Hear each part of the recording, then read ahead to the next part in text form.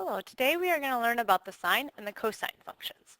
A few objectives we have today are to draw a given angle on our Cartesian coordinate system and find its reference angle, understand terms involving angles such as initial position, terminal position, standard position, coterminal angles, and reference angles, and C, understand sine and cosine as functions extending beyond right triangles, recognizing the graphs of the parent function sine x and cosine x and the transformations of these parent functions. So we're going to back up to finding the hypotenuse of a right triangle. Hopefully we remember that if we have a right triangle, we can use the Pythagorean theorem to come up with the third side. So in this case, it doesn't matter what you call a and b, 4 squared plus 3 squared equals c squared. 16 plus 9 equals c squared. 25 is equal to c squared, so therefore c is equal to the square root of 25, which is 5. I'd like you to pause the video, try this one, make sure you can do the Pythagorean theorem. All right, I hope you were able to get your answer, which was 17.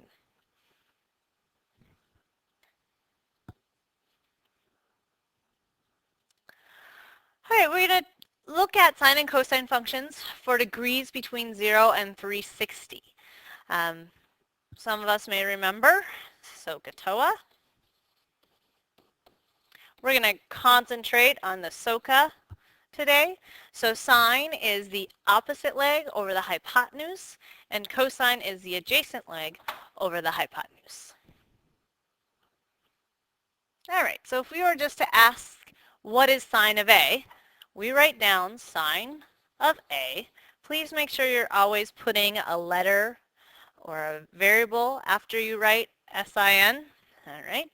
Then we say, okay, well, sine was opposite, so the side opposite angle A is going to be the 5.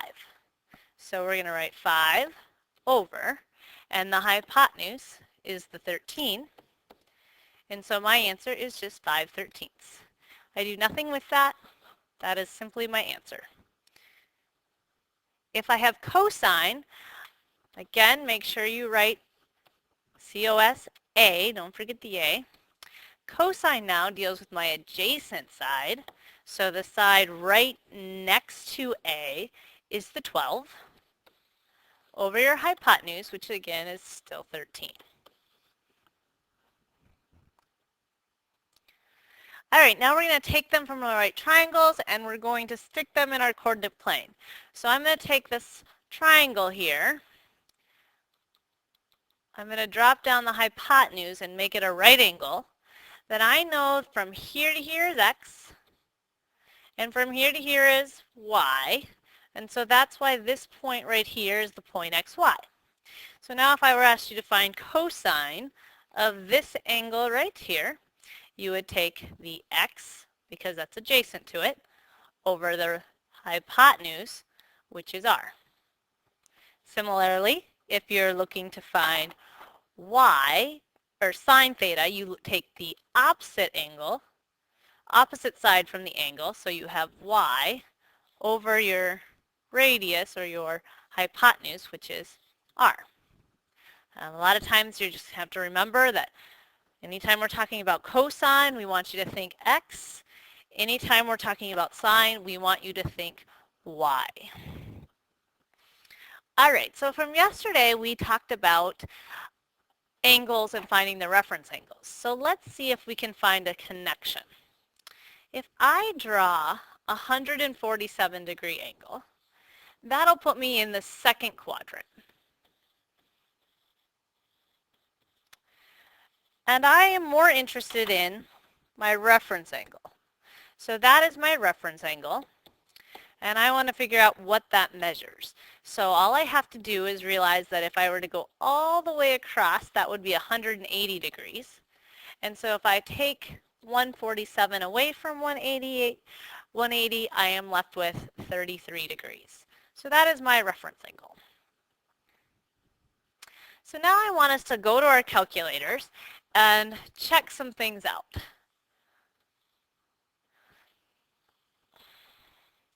Okay, so the first thing you need to do is make sure your mode is in degrees. So you see I have to change mine. So I went to mode, I arrow over degrees, and I hit enter.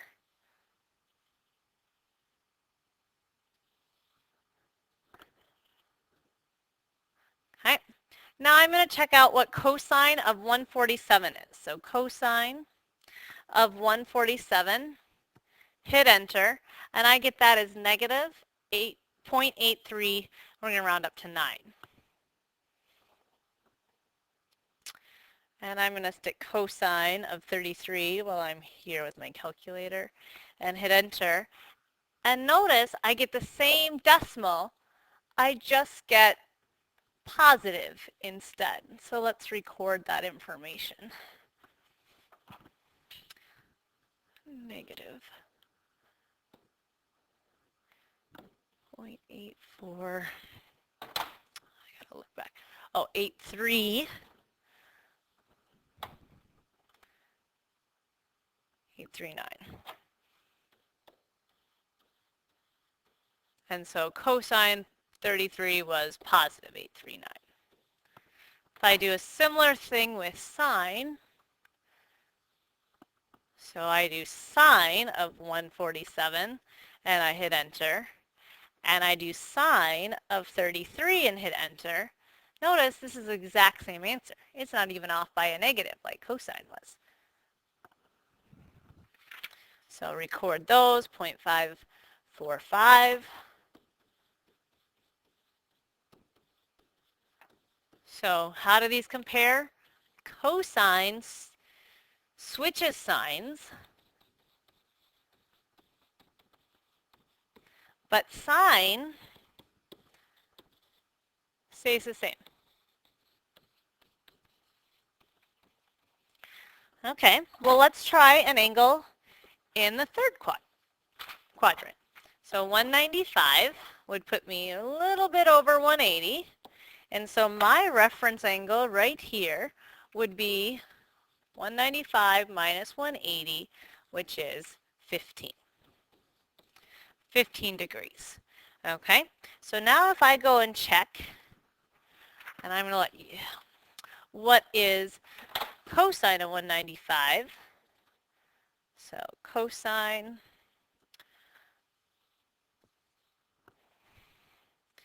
oh, got to clear this here.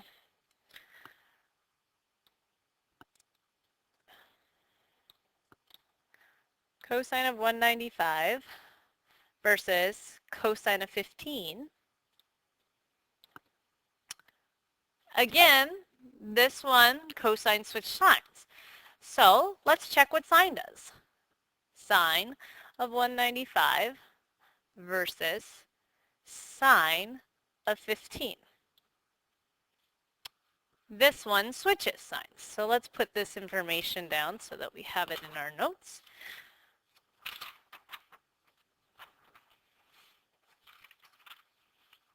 So I have point.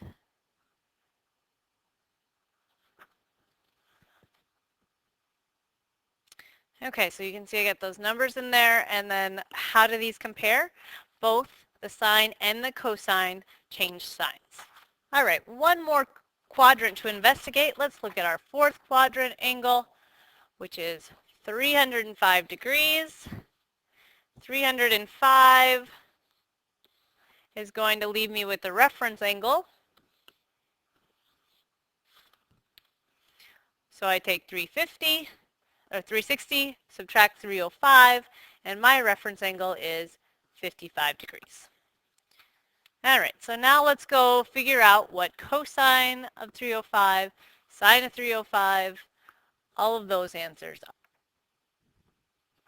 All right, so cosine is 0.574, and notice that cosine of 305 and cosine of 55 is the exact same decimal, but sine went and switched. So before, cosine switched and sine stayed the same, but now cosine stayed the same and sine switched. So let's look at all four quadrants and put these together. All right, so sine and cosine are both positive in the first quadrant. All right, in the second quadrant, we found out, I'm going to put cosine here and sine here. In the second quadrant, we found out that cosine was negative, but sine was positive.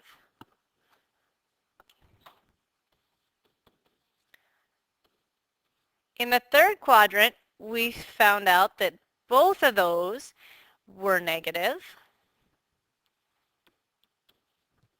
And in the fourth quadrant, we found out cosine was positive and sine was negative. All right, so this should take us back to when we first started plotting points. All right, we know both the x and the y in the first quadrant are positive. If we had to plot -2, +1, we know we would be in the second quadrant. So therefore the x is negative here. So that's why cosine is negative here. Sine is positive because y is positive. If we plotted the point -2, -4, we would end up in the third quadrant. Again, cosine is the x, so you think if x is negative in this quadrant, so's cosine. If y is negative in this quadrant, so's sine. And in the fourth quadrant, we can see cosine's positive because if you were to plot an x value, it would be positive here. And if you were to plot a y value, it would be negative here. So that is why cosine is positive, sine is negative. Those numbers I put in there are just random examples of where you'd plot points. All right, so let's look at a different kind of problem. We have a terminal side of an angle, theta, contains the point 8, -5. Okay, so let's sketch this. If I looked at my graph and I went out 1, 2, 3, 4, 5, 6, 7, 8, and down 1, 2, 3, 4, 5, I have I went down a little further than 5, but let's just say this is 5.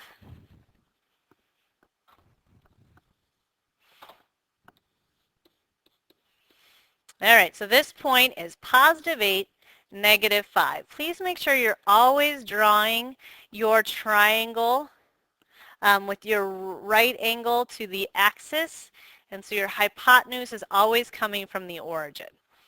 All right, so we know this length here is 5, and this length here is 8, and this is my reference angle. How would I find sine and cosine of that angle? Well, the first thing I have to do is figure out what the hypotenuse is. So I go back to my trusted Pythagorean theorem, and I do 8 squared plus 5 squared, and I get 64 plus 25, which is the square root of 89.